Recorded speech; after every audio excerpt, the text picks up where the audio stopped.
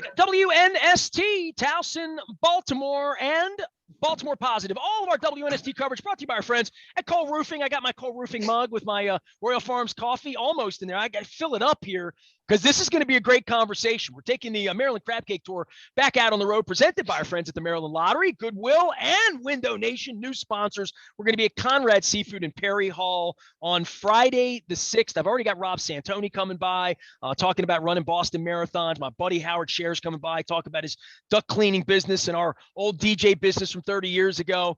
And this guy and I have been talking about soccer, I think, since the minute we met, even though he's a baseball guy kind of at heart. And we do dabble in football and in all the fine business sports arts. Marty Conway joins us now. This is a little bit of an emergency session. I don't like to call Marty too much. Marty comes on about once a month. He's very generous with his time. I usually run overtime, and we get down into the weeds on something. And I know we'll get to Dan Snyder, and we can talk about him stealing from all his partners and what that means. But this World Cup thing, Marty, for you and your involvement over in Qatar and the last 6-8 years you've been involved, this is an unbelievable thing that we may get DC's games because their stadium stinks so much that FIFA decrees upon us. I said to Steve Goff the other day, I said, we always knew you people would need us for something. But it hasn't been much that DC's ever needed Baltimore. But here we go, right? Yeah, no, exactly. You're right.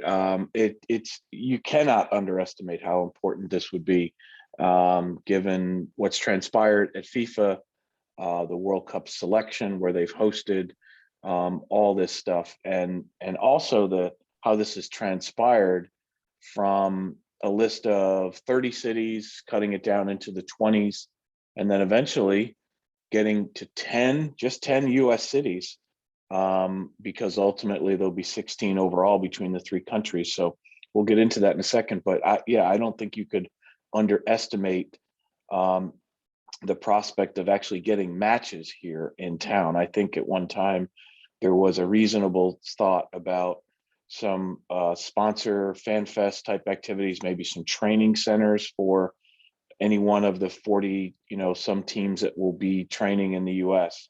But now I think the probability is much higher, and we'll get into why I think that is, for Baltimore to be one of the few East Coast time zone cities to get 2026 World Cup matches. All right, if you're tuning in to get like Ravens post-draft, I swear we're going to be all over that, all over all the picks. Luke and I will be into that. But Marty, just start at the beginning, because I had a conversation with Bill Cole from Cole Roofing recently, who's a big sports fan, and a traditional guy. His kids play soccer, the whole deal.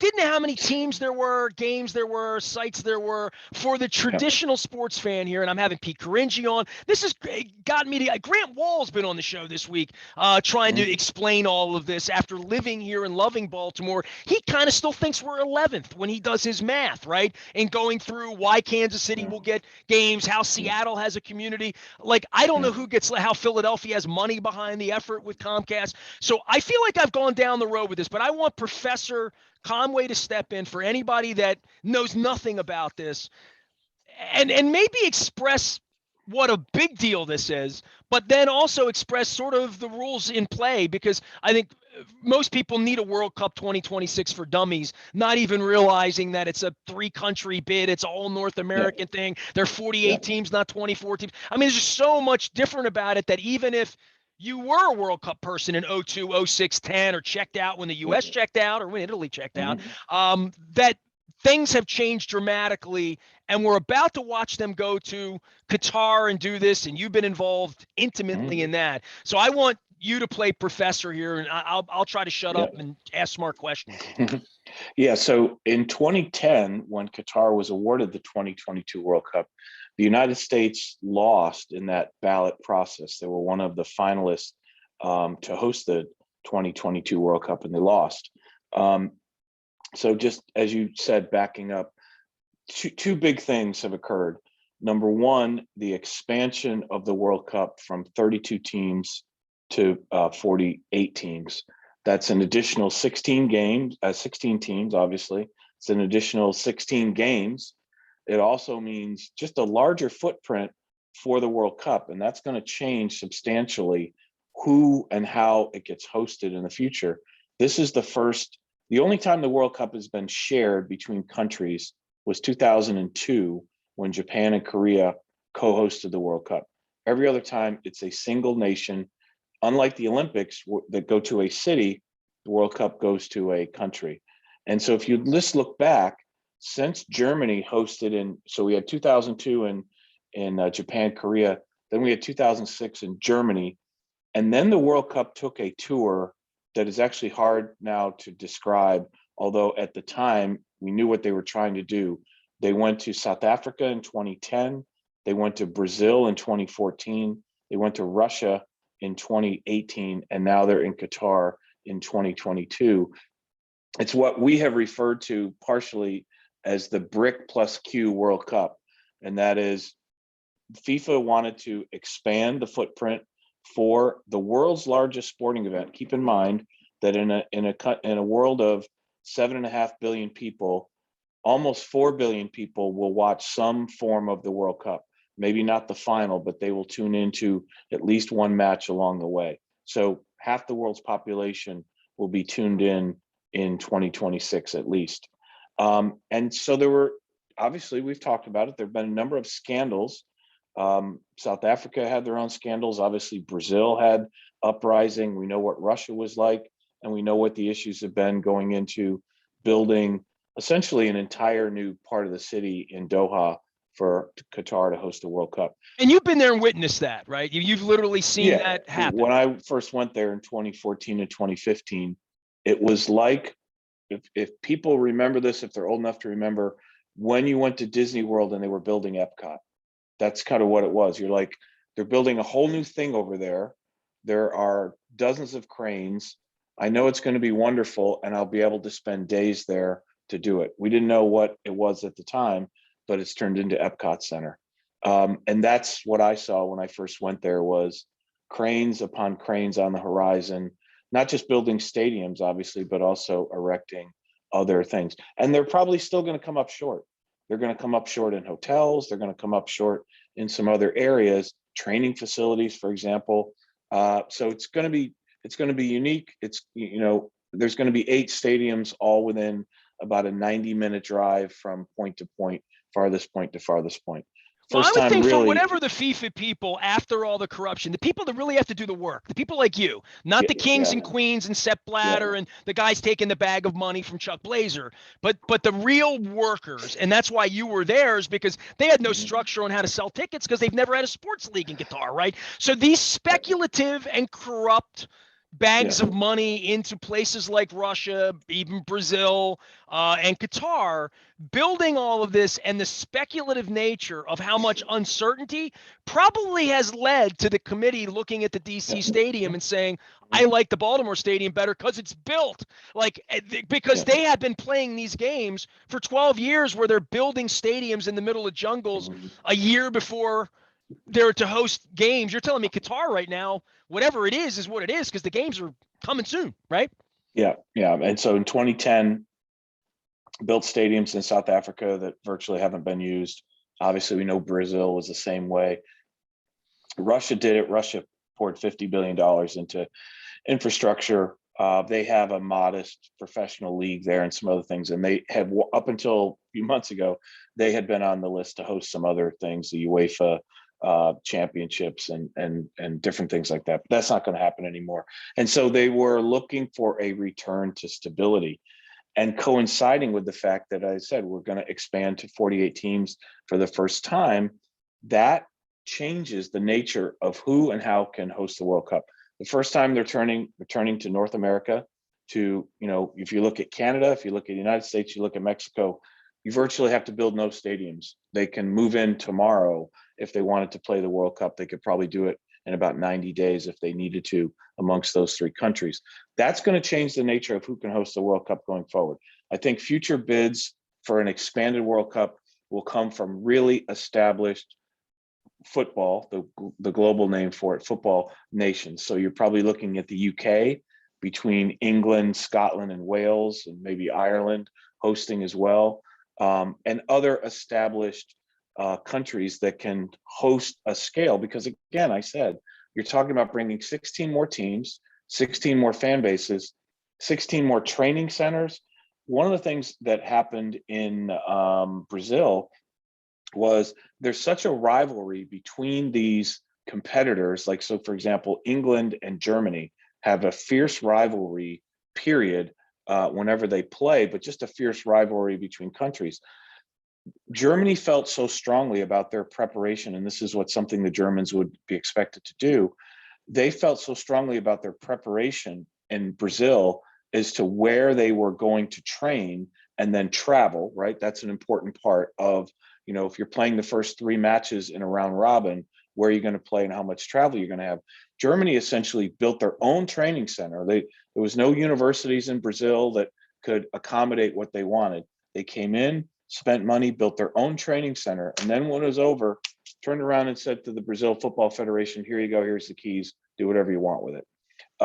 There are nations like that that will spend that kind of money on a training center. And that's a 6-week thing, right, Marty? I mean, yeah, or expected to be, because I had questions about this. Bill Cole said, so, you know, fans come in for like a weekend or 2, or like, how does this work? And I'm like, no. This is, as Red Fox would say, if Fred G. Sam, this is the big one. You know, this is bigger than a Super Bowl. And I don't know bigger. And, you know, any comparison to that IRL sham that was put forth here a decade ago, this is a different gig. And how we slid in on this last week and this thing happened, and it feels a little orchestrated by FIFA and by the federation, right, to say, we want DC to be in. The only way it's going to happen is if Baltimore's in.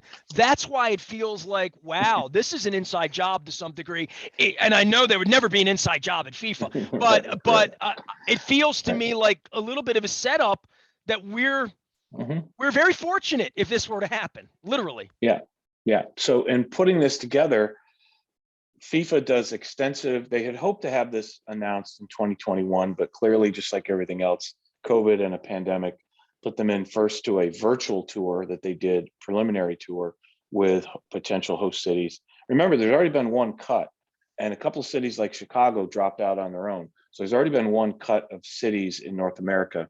And then in late 2021, they did their on-site visits. I think it was September in Baltimore, if I'm not mistaken.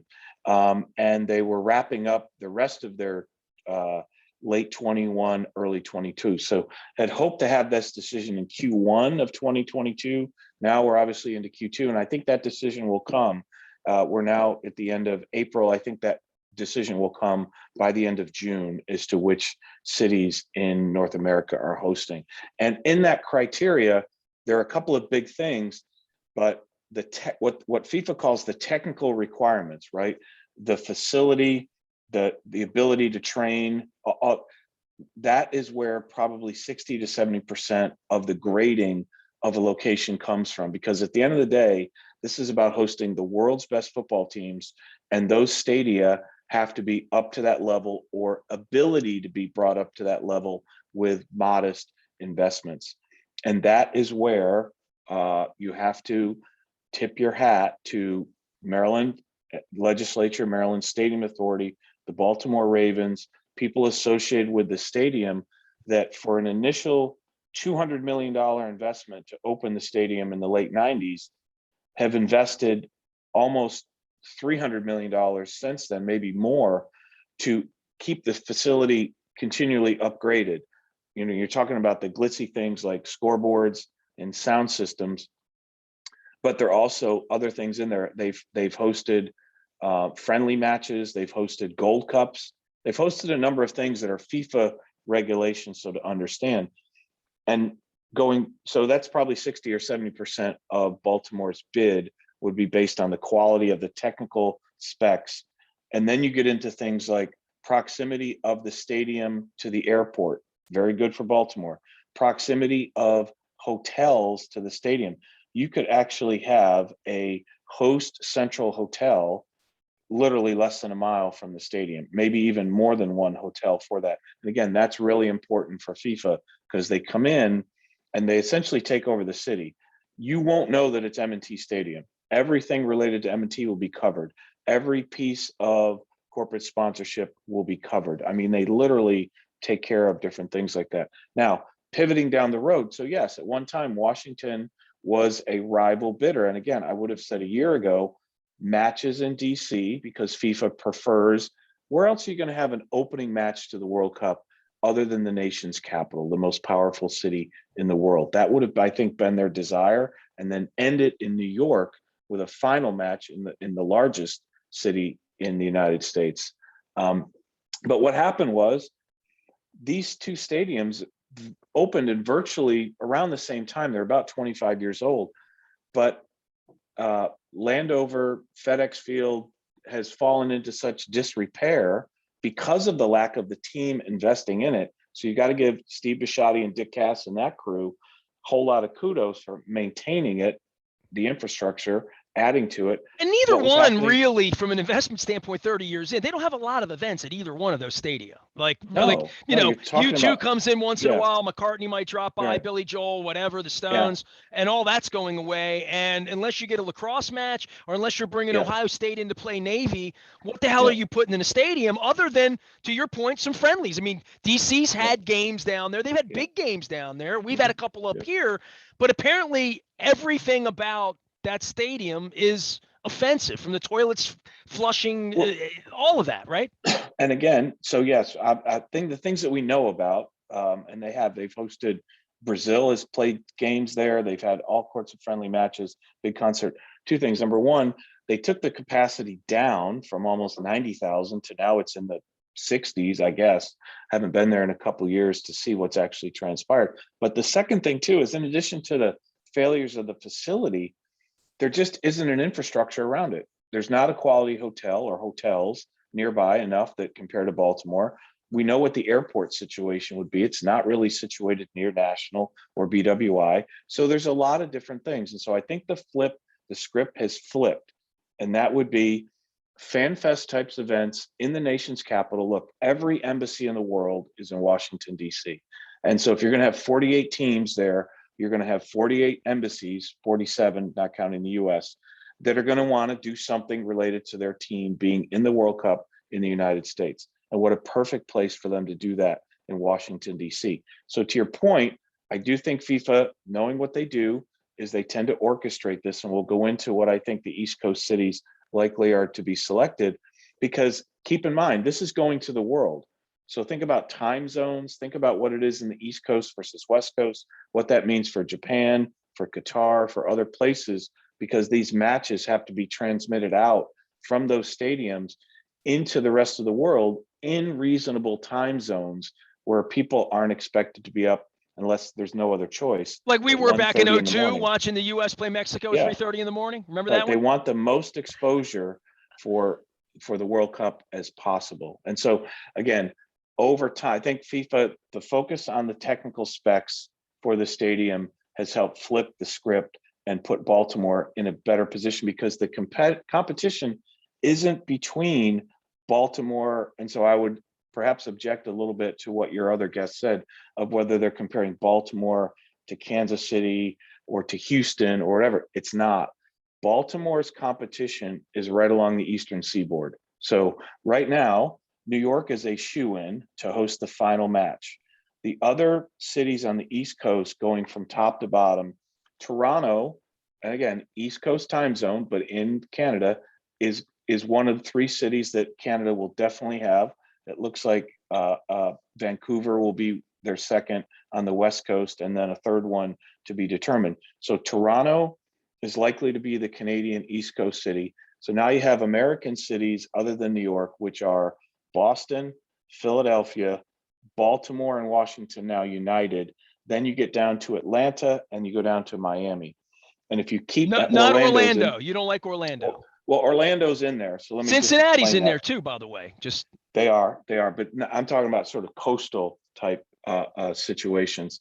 And what I think is likely to happen, Atlanta is quite likely to have like a semifinal match. I think the semifinal matches will either be two of three cities, LA, Dallas, or Atlanta. I think LA is a shoe-in to get games.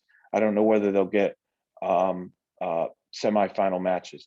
Final match in New York, semifinals either in LA, Dallas, or Atlanta. What's that leave? That leaves Boston. That leaves a combined, Philadelphia is also still in the running. That leaves a combined Baltimore, Washington combined bid, and that leaves Orlando, and that leaves Miami. Ultimately, I think here's how they're going to settle. I think it's going to be Toronto. I think it's going to be Boston.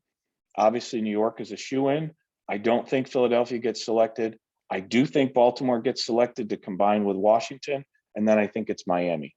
I think those are the East Coast cities that FIFA finally selects, and then the rest of that comes from the Midwest. I think Denver gets involved.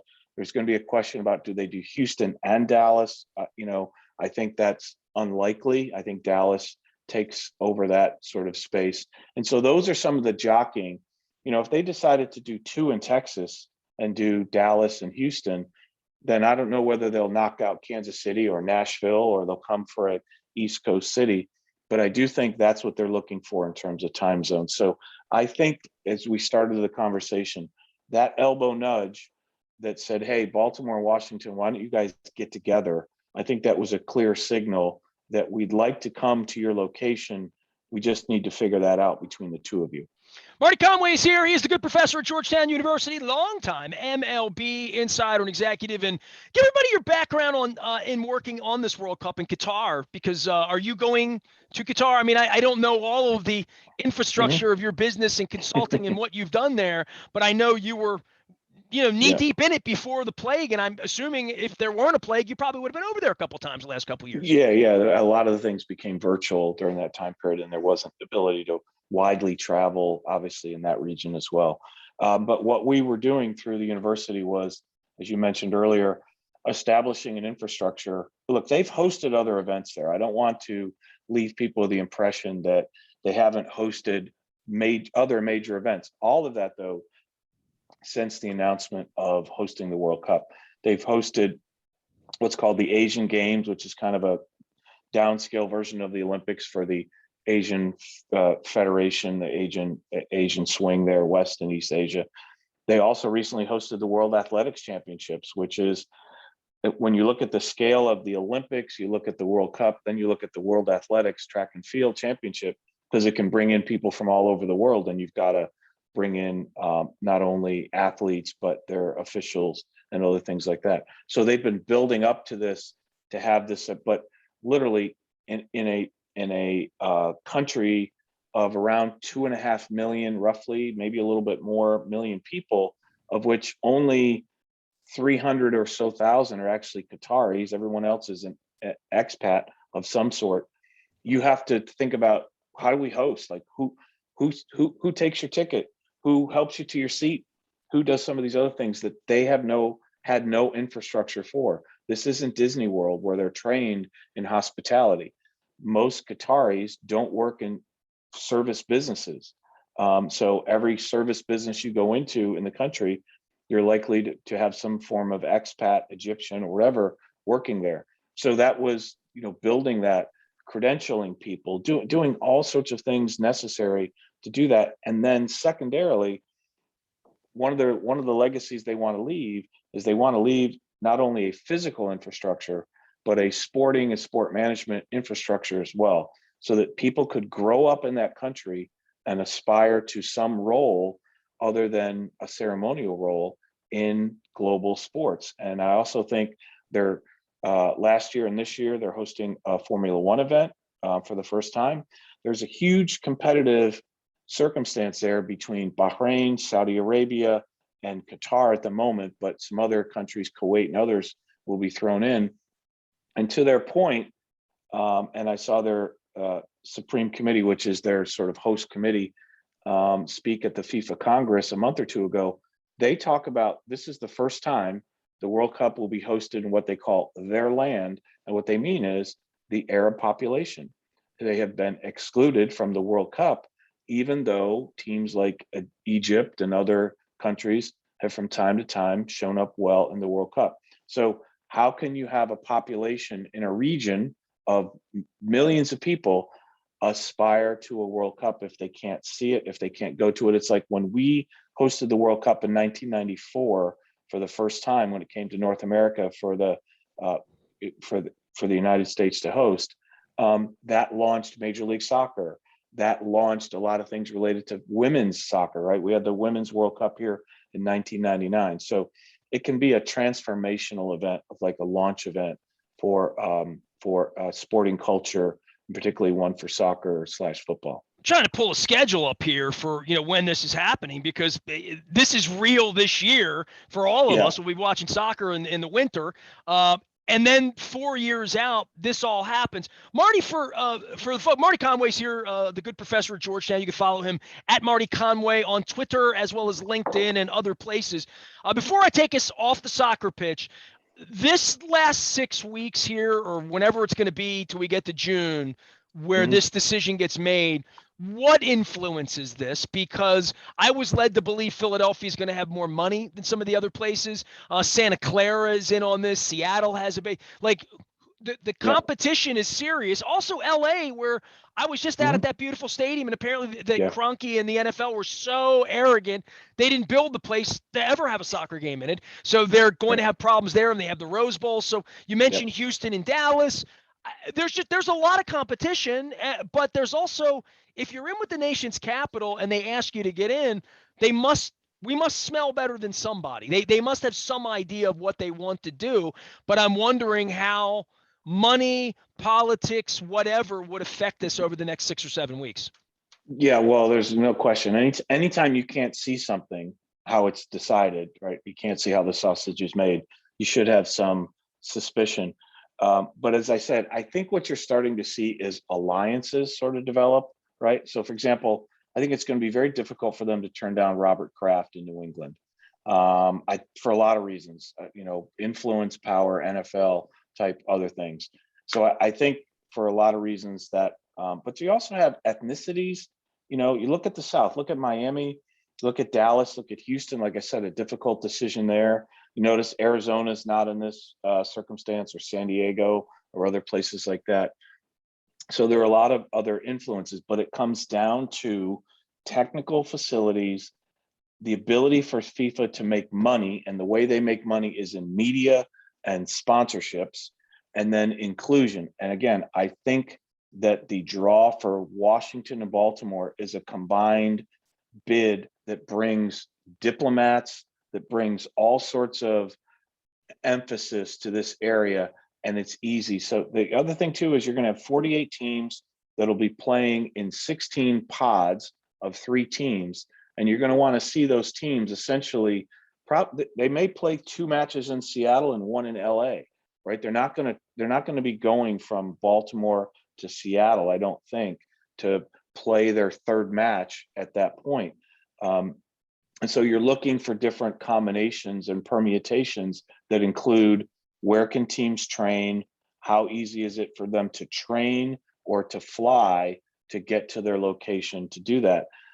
So sponsorship, you're talking about how much merchandise can they sell. The other thing too is, keep in mind, all this becomes tax-free to FIFA. They don't pay taxes. So you've got to give them. Where does that money go? Like, at the end of the day, who's Mr. Big in raking all that dough in?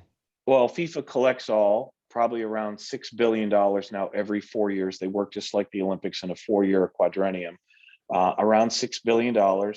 And of that, FIFA retains only 10% for their operations. The rest of it goes out to, look, there are 211 football federations in the world. There are more football federations in the world than there are countries represented at the United Nations. That's how important it is. So money's going to places in Africa and the Caribbean and small countries in Asia to support football in general. But look, the next big issue is, how much bigger can the Women's World Cup be? Right now, the United States and Japan and Germany, to some extent, have dominated the Women's World Cup because there's been 16, 24 teams.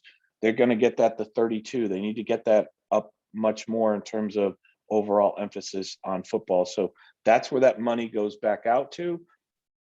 Between sponsorship and media, that's about 80% of all the revenues that they bring in. Tickets is not a huge deal. Merchandise, like I said, it's nice, it's important. The other thing too, hospitality and the ability to have suites and other things. And again, that's why I think M&T comes up really strong, really strong ability to have hospitality in and around the stadium, because FIFA draws a lot of dollars from those type of sources. So all those things go into it. But again, if I had to pull back, I'd say two things. I'd say the technical specs of M&T Stadium are stronger than virtually any stadium that they're up against. And number two, that sort of magnatory pull of Washington, where diplomats could, get in their chauffeur-driven cars and come from their embassy on Massachusetts Avenue and make it to their match in Baltimore and have a fan fest event at their embassy or on the National Mall or other areas like that.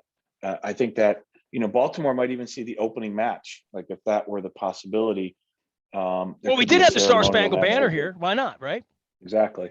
So there you go. There you go. Little Fort McHenry, a flyover. I like that. Marty Conway flying in and over all things World Cup 2026. Yes, we'll talk Ravens draft picks and draft, and we'll be doing all that. The Dan Snyder thing, while we're on this, and just the opportunity for the Ravens and our city and the stadium, and we've kept our stadium up. They haven't kept their stadium up. They haven't kept much up, right? And now this latest allegation of scamming from your partners and sort of what that represents. Yeah, so the allegations here, and again, this is really backroom ticketing, backroom inside football, so to speak, which is, as we referred to earlier, when you're hosting 8 up to this point in the NFL prior to an expanded season, 8 home games, 2 preseason games, and then in addition, what else have they been doing there? They've had, like I said, global football matches. They've had Navy Notre Dame football games. They've had all sorts of Kenny Chesney concerts. I mean, just you name it. They've been really aggressive in acquiring events like that.